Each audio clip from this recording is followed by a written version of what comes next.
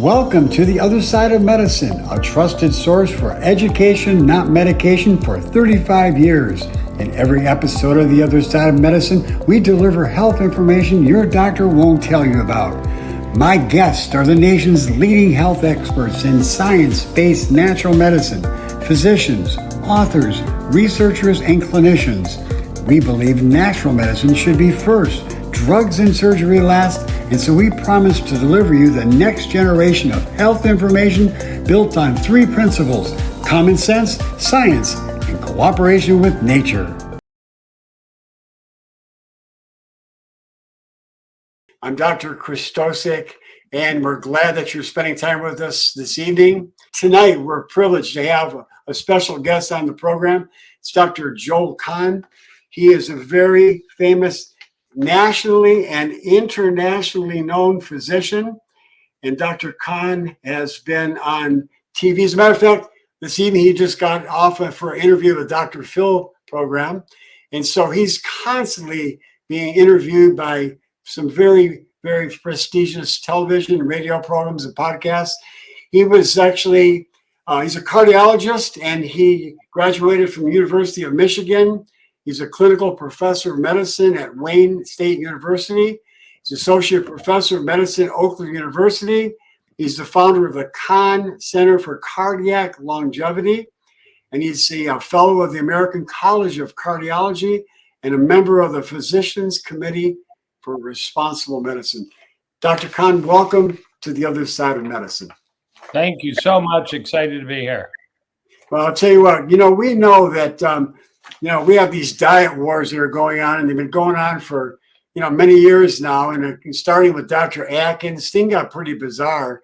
And since that time, it's gotten crazier even since then. And we have all these various diets: the keto diet, the paleo diet, and now we've even got the carnivore diet, which is hard to believe. But, the bottom line is, whether it's a vegan diet or a carnivore diet, everything in between, all these people believe that whole foods is what we should be eating, that the Americans are killing themselves with their forks, and that we're getting too much refined foods. We're getting too many foods that are adulterated with all kinds of toxins in them. So we know we have that in common, but after that, it gets to be pretty wild, and it's like the Wild West when it comes to nutrition. So what do you say about what's been going on for the past 40, 50 years? Yeah, well, I think you just said something very profound. I mean, if we really could, like a marionette, control, the diet of America, the Western world, the whole world, and we simply said, let's just shut down fast food restaurants. Let's get rid of frozen pizzas in the middle of the grocery store. Let's teach people how to actually cook food. Could be a lentil soup, could be bone broth. I'm not going to eat it, but could be.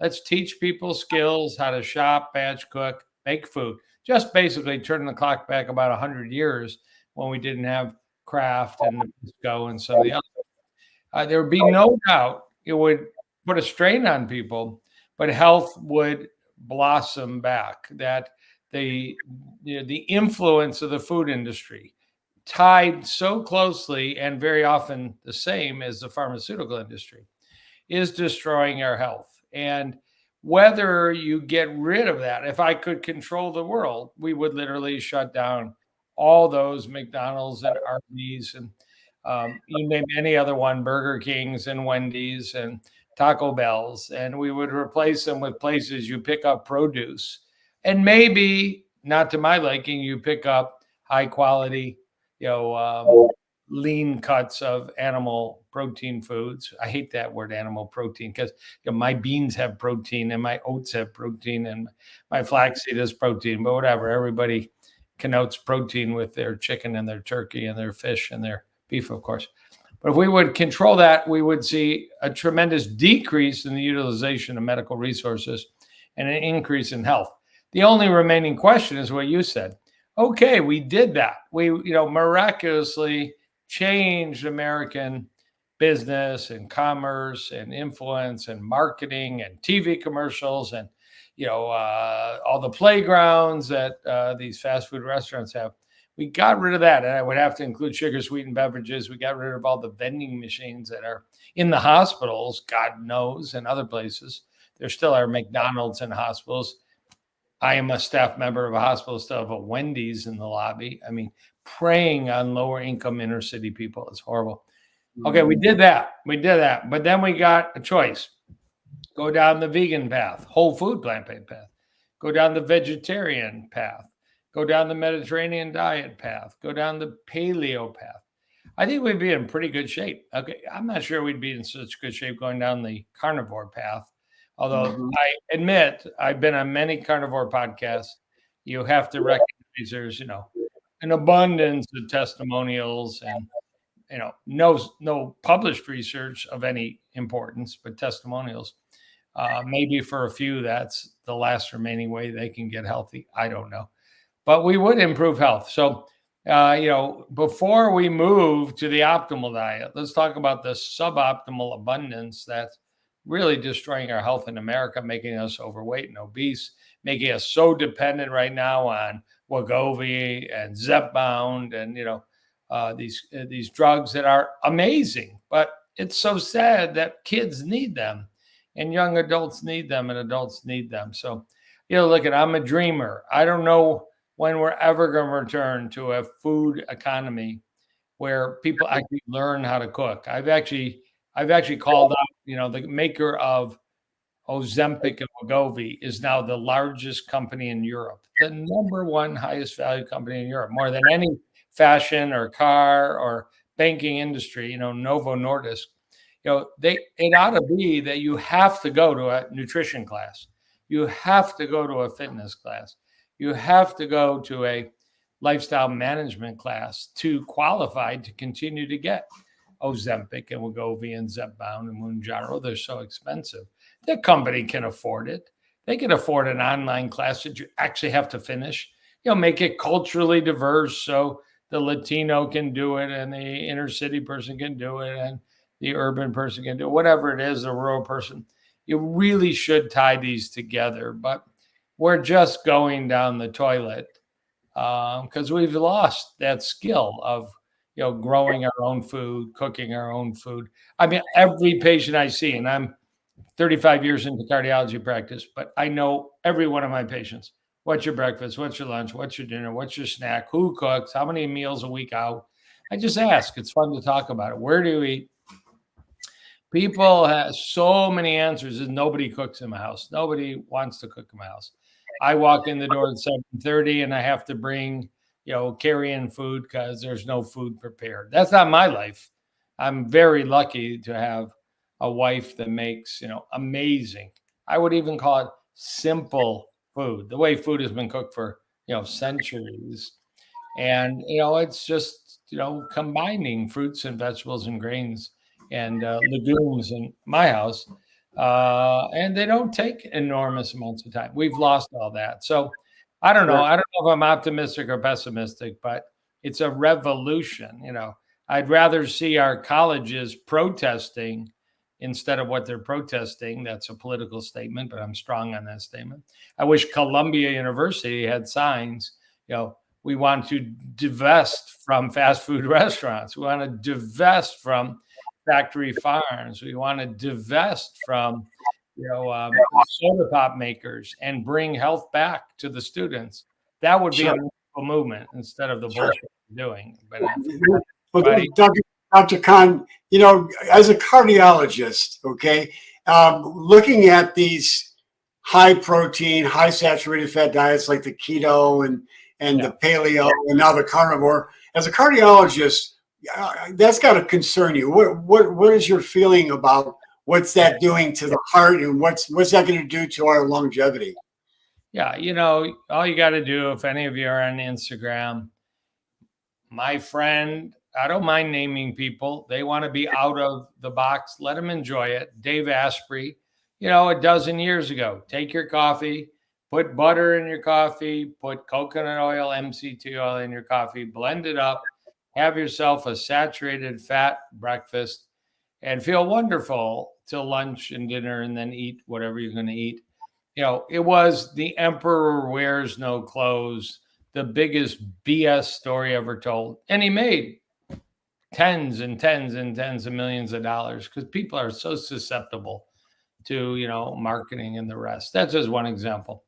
And there's only been limited data on bulletproof coffee with butter and coconut oil. And I hope everybody doing that stops immediately. It's toxic. You'll die, or you'll have no erections for the rest of your life, or you'll get diabetes. But again, I like science.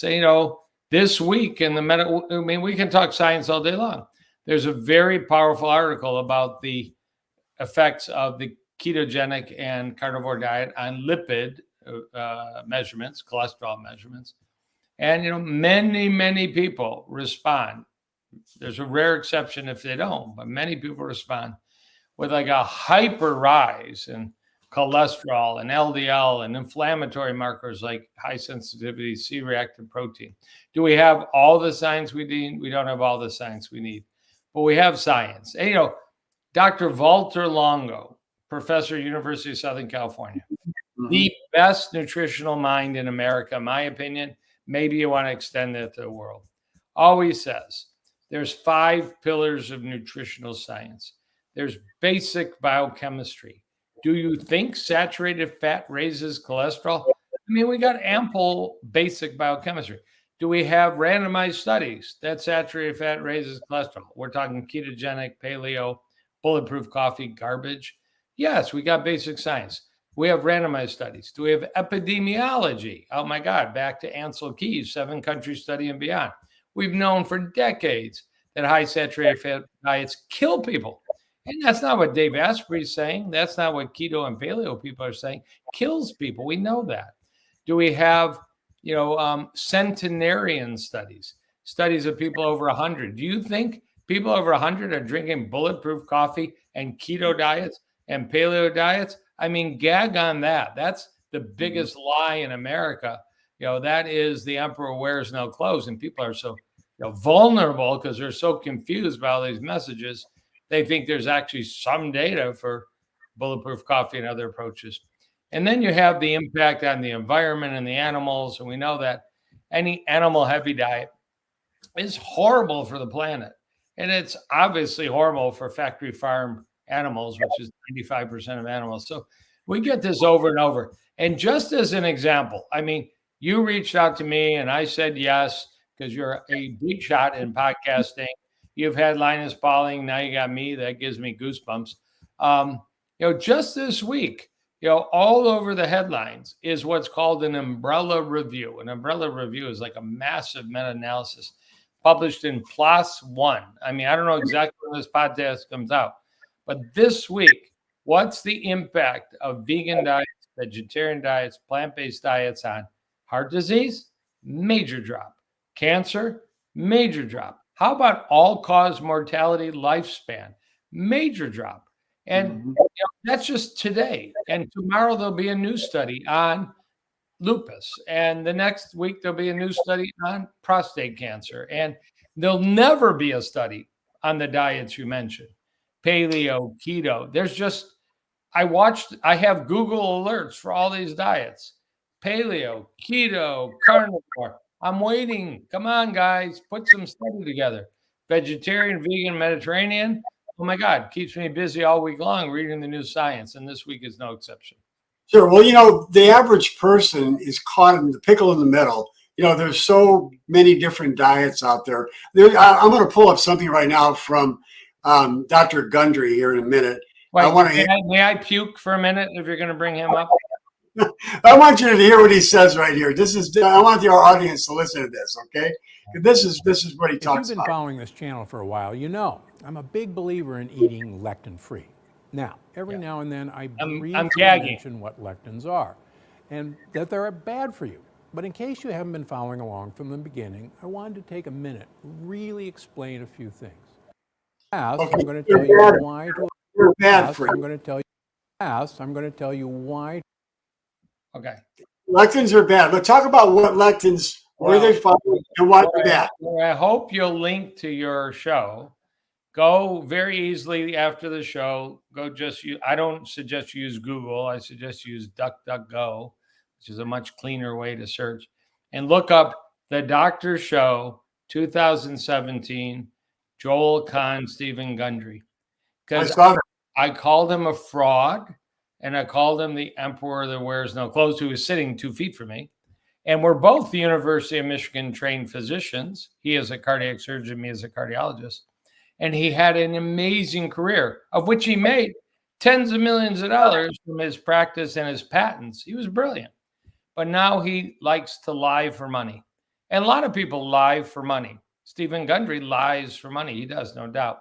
And this is lying for money. Because if you look at, I won't call the Blue Zones research, but it's a great project.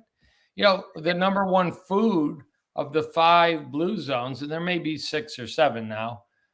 They're talking about a new region as being number 6, and I'm blanking for a minute. But the common food is legumes. There's Stephen Gundry quoting nothing, publishing nothing, making money on lectin blocker. And here's people trying to actually analyze the diet of centenarians. Legumes. You ask Dr. Walter Longo, University of Southern California, what do you have for dinner? He eats lentils. I've interviewed him many times on his diet. That's a legume. And you look at the global burden of disease study, one of the largest, best funded studies in the world, Bill Gates Foundation, not my favorite, but Melinda dropped out, so I have to call it the Bill Gates Foundation now to bring it just up to date 2 days ago. What's the food that adds longevity to your life in the global burden of disease study 2019? It's legumes, followed by nuts and whole grains. So Gundry's wrong. Gundry's a fraud. Put him in the same class as Dave Asprey, wealthy liars, wealthy people that deceive the public to make money. And that's a problem. Now, is there a person in the world that is reacting to legumes adversely, or deadly nightshades, can't eat peppers or eggplants or tomato seeds? Yeah, there's people. But is it 2%, 1%, 0.1%? And that's not the message for the 98%. So I'm tired of people lying to the public when you have really good scientists like Chris Gardner at Stanford, PhD, and Walter Longo, University of Southern California, PhD, that actually Dr. Longo donates any money he makes from nutrition research to cancer foundations. I mean, these people are driving Bentleys and deceiving the public. So I'm calling them out. Shame on you, Dr. Gundry. Go away. You got enough money. Go buy a villa and stop talking. I love it. Let's shift right now to I picked this up on the internet, and it's this Dr. Edie's, and she's really big on animal diets and animal protein diets and saturated fat. I want you to listen to this, and I want you to respond. I'm going to throw up again. Don't have animal foods in the diet when the brain is developing, to try to help people understand how dangerous this is.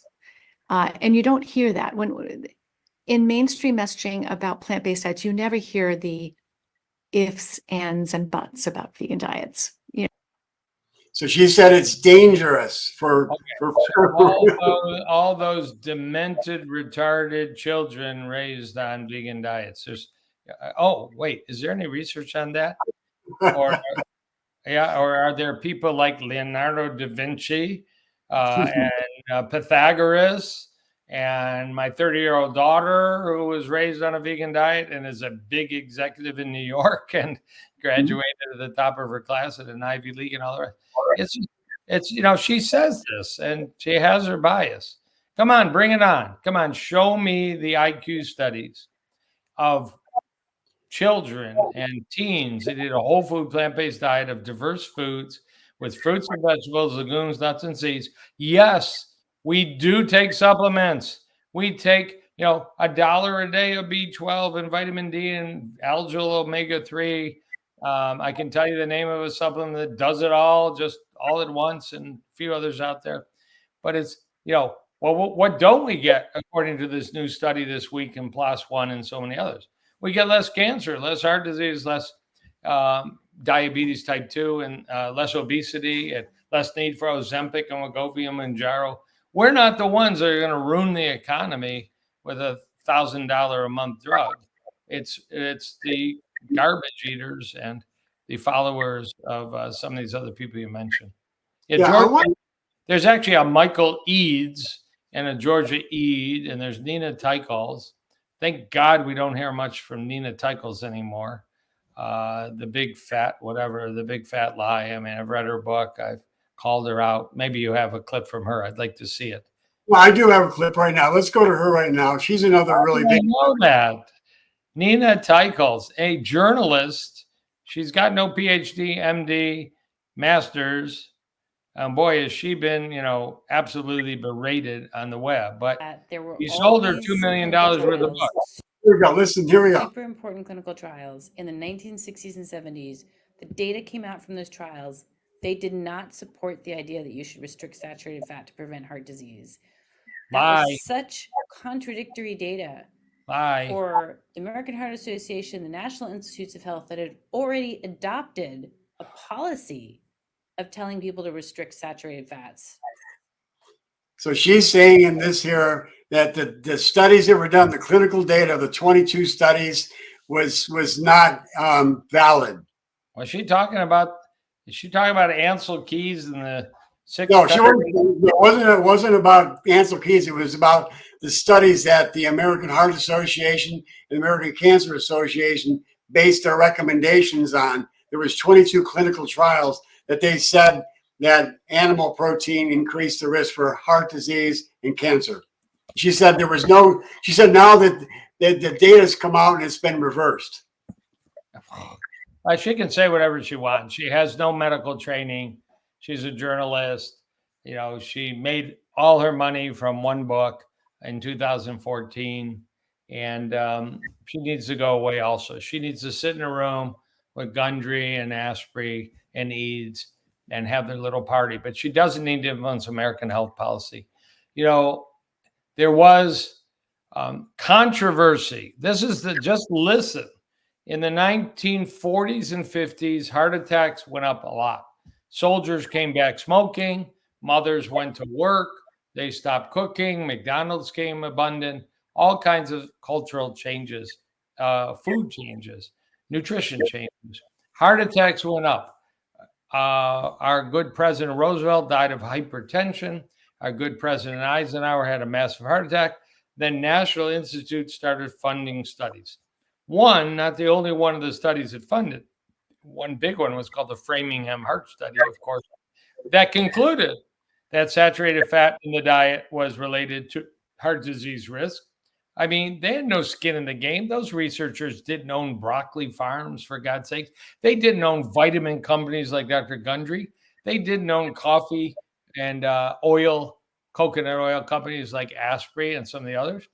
And then there was Dr. Ansel Keys. I'm his biographer, so bring it on. You want to fight about Ansel Keys, a guy with 2 PhDs at the University of Minnesota who started studying nutrition way before the fat debate came on.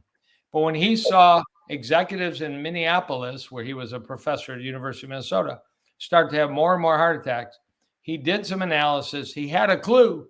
Maybe fat in the diet that was rising was the factor. And he did more analysis and said, it's not all fats. It's not monounsaturated fat. It's not polyunsaturated fat. It's not omega-3 fatty acids. It's not fatty 15, C15. It's saturated fat. So he set out in 1958 with 17 co-researchers all over the world, the cream de la cream, except they were studying cream. And they took 12 years to publish a study called the 7-country study. What in the diet was related to coronary heart disease and high cholesterol more than any other substance in the diet? Saturated fat. Published 1970, 1,000 pages, not a small publication. And Ansel Keys has been berated, but he was joined in that effort by some of the biggest names in nutrition research in the world, some of whom are still alive at like 99 years old. He died at 100.5. Jeremiah Stamler died at 101. These guys, followed the Mediterranean diet, olive oil, not butter, and they did amazingly well themselves. That did influence the American Heart Association. That's called peer-reviewed science of a massive nature international study, and it's really never fallen off. Every nutritional society of cardiology in the world says, reduce your saturated fat calories to less than 10%, less than 7.5%, less than 5%, or to the minimal amount possible. There is no cardiology society in the world that advises otherwise. You know, there's Georgia Eads, and there's Nina Teichol's the journalist, and there's Dr.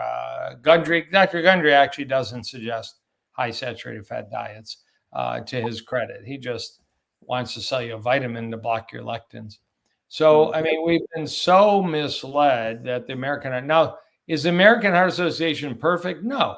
Why do they put their I mean, I'm involved in I raise money for the American Heart Association because I think CPR training is a good thing. And some of the grants they give are good. Should they put their symbol on some of the foods they put their symbol on? Shame, shame, shame, American Heart Association. Stop that. Stop raising money from some of the industry you take money from. Just watch the documentary called What the Health that I was interviewed on, and watch the whole documentary.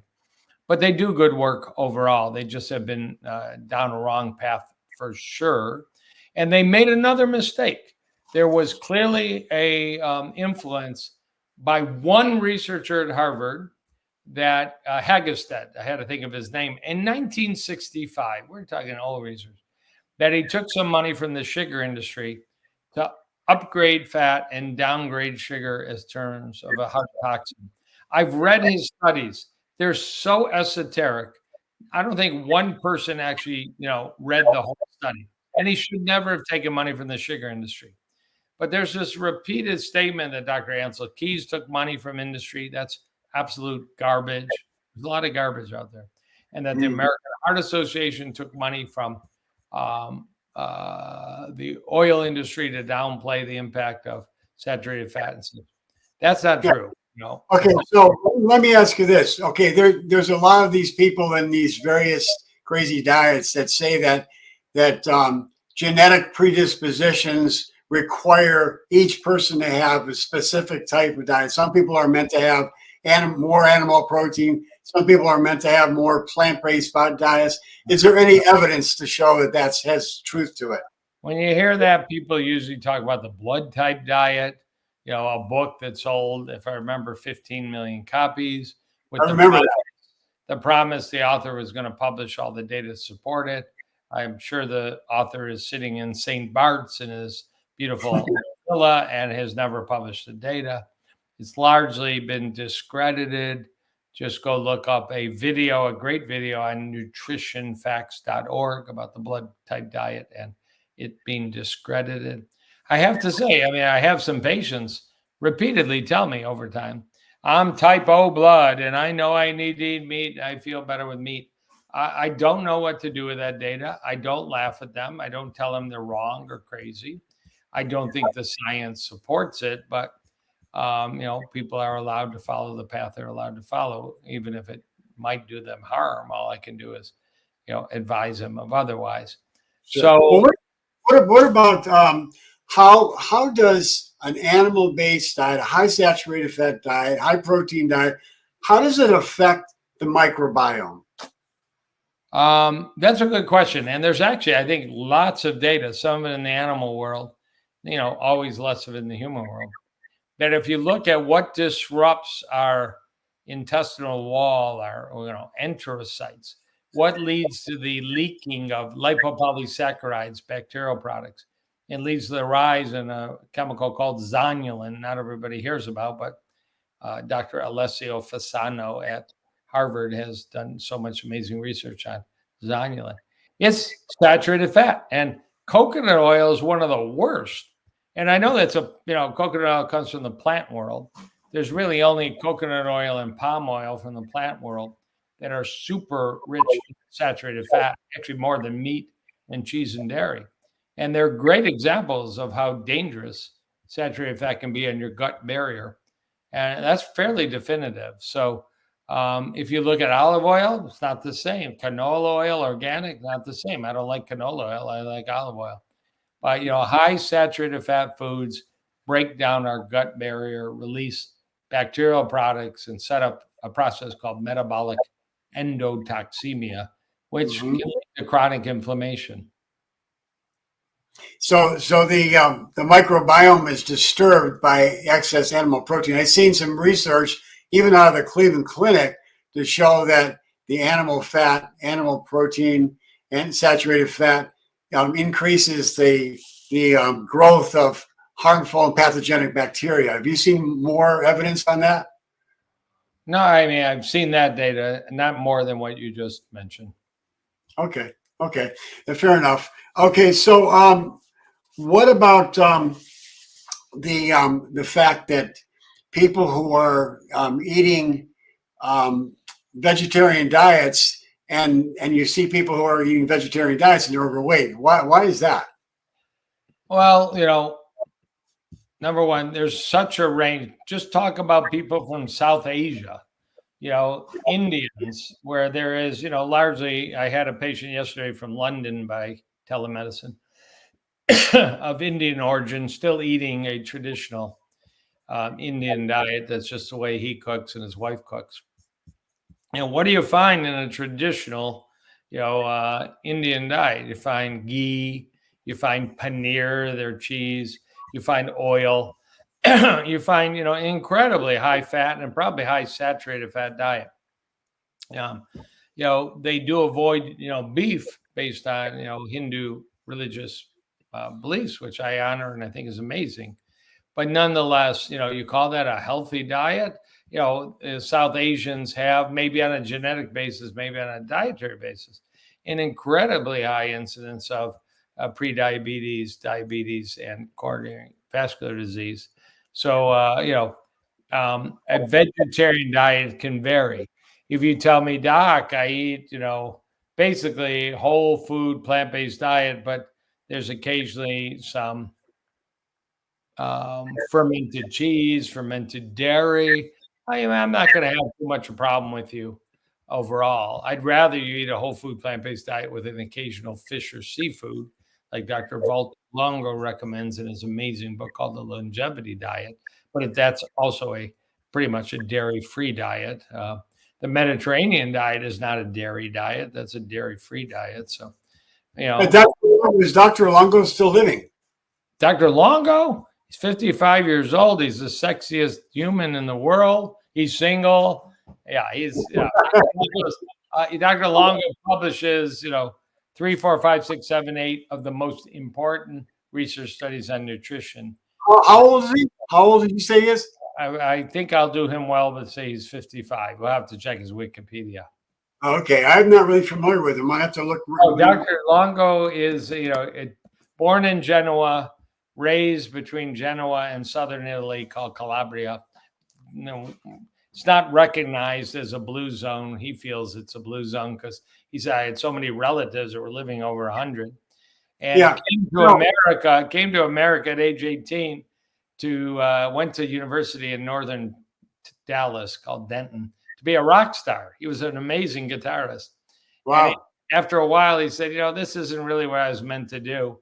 And I know a lot about aging from my Italian background. And he's become, appropriately, one of the most celebrated nutrition experts in the world. And his book, if you want to read one book called The Longevity Diet by Dr. Longo, is the book everybody must read on nutrition, even though it's not a 100% plant-based program. It's a 90% plant-based program with Dr. Kahn, back in 2000, I don't know, maybe around 2000, and I think it was probably 6, I wrote a book called Carbs from Heaven and Carbs from Hell. I wrote it in response to Dr. Atkins' diet, and I thought it was pretty bizarre back then. Anyways, that's when I wrote that book. And in that book, I had maps of actually the Mediterranean diet, the Asian diet, and the South American diet, the Costa Rica and those regions. I had maps. I had all food pyramids from all those regions. And that was 6 years before National Geographic came out with their study on the blue zones. I had pinpointed the blue zones in my book. If there's any call to fame that I had, I actually did a lot of research, and I revealed that back 6 years before the National Geographic did their research. Wow, that's pretty amazing. Yeah, very friendly with Dan Buettner, the guy who gets some of the credit, most of the credit for the blue zone concept. But here you are, you're the guy. You just I got lucky. You didn't commercialize it like Dan Buettner. He did a good job. No, I believe that, the common sense, we lost common sense. And I think common sense, dictates that if you look around the world, when you look at, the people like you talked about, the different regions and the blue zones, now we've got science to backing up that. And everything that they do is in cooperation with nature. And when you put those three things together, common sense, evidence-based, and cooperation with nature, you can't go wrong. Yeah. No, I agree. You got to think about, and again, I'm not a hardcore whiny vegan, but we do need to worry about the health of the planet, and we need to worry about the health of the animals that we're so abusing and making sick with antibiotics and factory farming. And people say, yeah, regenerative farming, and it's a wonderful thing, but it's feeding 2, 3, 4% of the elite in the world, not the majority. And then, we got to worry about our own health. And we got study after study after study saying plants, plants, plants, plants, plants, plants, plants, plants for diabetes type 2, plants for neurologic disease and brain disease, plants for cardiovascular disease, plants for hypertension, plants for weight. There's randomized double-blind studies. That's what you need to do if you're going to convince the medical world. But then we get to our, our bloodlust, our meat lust, our mother's upbringing, and 1,000 other factors. And we really don't eat what the science says, but that's what we're talking about. What about the acid-alkaline balance in the body? What does animal protein and saturated fat do to the acid-alkaline balance? Talk a little bit about that. Yeah, it's a good question. And, not everybody knows the name. Everybody should know the name Russell Jaffe, M.D., Ph.D., who's one of the leading, researchers and practitioners. And he owns a supplement company and testing company. He's a great guy. He's a very humble guy, but brilliant. And, he's written a book called The Alkaline Way, and he talks about, for sure, about how there is a acid wave when you eat animal protein, and you have to buffer it. And you buffer it with breaking down your bones and other, pathologic mechanisms to keep your pH balance so intricately, perfect and normalized. And on the other hand, most plant-based foods are alkaline in nature. And, these are very subtle, small fluctuations in pH that we don't monitor. There's no good way to monitor. The best thing you can do is you wake up in the morning, you pee in a cup, you put a little dipstick, and you see the pH of your first morning urine. And if it tends to be a little over 7.4 alkaline, you're eating in an alkaline wave, and it's good for your bones and your overall system. If you wake up and your pH is less than that, you've got an acidic morning urine, and you want to adjust your diet. And it's going to be, more plant-based alkaline foods. You don't have to do alkaline water. You don't have to do apple cider vinegar. You need to eat an apple, and you need to eat lentils. Mm-hmm. So what is your day like as far as what you eat? Kind of share with us a little bit about that. Yeah, it's not absolutely set. I'm a breakfast eater, a small one. I'm always, on the run, even on the weekend. I'm in charge of my house of leftover cleanup. So, once in a while, lately a little bit more than average, I might make a smoothie with flaxseed and blueberries. And lately, and I hate to keep saying this, but Dr. Longo came out with the first patented research plant protein powder called L-protein. I love the flavor. So I started to make some smoothies again in the morning, and I add in a little bit of, berries and flaxseed. I think it's delicious. He's got a couple papers in press about how this is a protein that doesn't raise your mTOR and doesn't raise your IGF-1, but you got to wait till the publications are out. If I don't do that, I might eat a salad. I might eat a lentil loaf. I might eat whatever my wife has made. I like leftovers more than she does. But, we're talking 5 minutes. In the morning, during the week, I don't have a lot of time. On the weekend, it might be a tofu scramble, might be a lentil dish, could be avo toast, or something like that. I'm not adverse to peanut butter and jelly. Lunch, I bring to the office. I used to bring plastic. I don't bring plastic anymore. I bring glass. And it's a relatively small meal, lentils and grains and vegetables. Very often, leftovers from last night just to be efficient. I've recently found a couple companies that make like lentils in a cup. Just throw some hot water in. I'm finding them so filling for modest calorie intake and so delicious. Have you ever tried Dr. McDougall's black bean soup that you just add water? Over the years, I love Dr. McDougall. Interesting personality for sure. Wonderful guy. And yes, over the years I have. To say I've done it recently, I haven't done it recently. That's one of my go-tos. It's got like 20 grams of protein in it. It's absolutely delicious, and it's a quick to go food. It's really good food. So I think, that. We're mentioning a brand. I have no connection. Take a look at a new company called Lentiful. Not plentiful, just take the P off, Lentiful. And they've got these cups like Dr. McDougall, spiced lentils. And nice. 200 calories, lots of protein, and they're just delicious. And seemingly I make it to dinner, no problem. And dinner, I'm very lucky. I walk in the house. I maybe eat out 2 times a month, but I walk in the house and my wife has, a simple plant-based meal. Tonight was a lentil loaf, always a gorgeous salad with balsamic and olive oil. And, sometimes broccoli, cauliflower, Brussels sprouts side dish. Tonight was Brussels sprouts, and I think about it. And I'm pretty full. I don't need to eat too much more. I definitely love sweets, but, I'm not going to have any tonight. A couple of nights a week, I'll have a glass of dry red Italian wine. I'm good with red wine. I'm good with olive oil. Those are Mediterranean diet, staples. But sure. How important is to have variety into your diet? Yeah, there are people that say for a microbiome, we used to say, 5+ servings of fruit and vegetables a day. Now people talk about 30 different fruit and vegetables a week. That's a big goal. You make the goal too hard, people retract. I'll just eat steak. But I don't have 30 fruits and vegetables in my refrigerator right now. I guess if you went frozen, got a mixed fruit bag and a mixed vegetable bag of organic vegetables, you might make it. So I think, people talk about that, but it's not all that doable at all. But yeah, diversity is good, try new stuff. I'll eat a guava when I'm out of town, and papaya and mango. Those aren't my mainstays. Star fruit. And, bring up some other ones. I'll always eat pomegranates when I get a chance, but I can't say they're daily activities. And if you do, you're probably going to get them frozen, organic frozen, then you'll have them.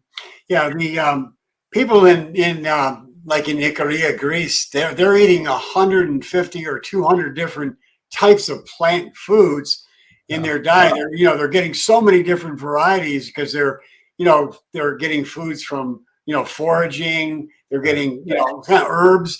I find it pretty simple to get a wide variety of plant-based foods just by eating fresh herbs and a lot of beans and nuts and seeds. You just add that up, and I took an inventory, and it's not hard to get 150 foods every couple of weeks into your diet if you just keep on rotating. And the more variety you have, as you know, it's going to encourage different microorganisms because they all like different foods, right? Yeah. No, I think that's a great goal. And I think you bring up, herb mixes. The only problem with herb mixes, they're wonderful choices. They're certainly better than salt, but you're not going to get fresh out of the garden herb mixes unless you have an herb garden. But, a good, I hate to say a brand like Mrs. Dash or something like that. You might get 20 different, herbs in a container, and probably don't want to have a 10-year-old, bottle in your pantry. You want to get something a little fresher, but that is a good approach.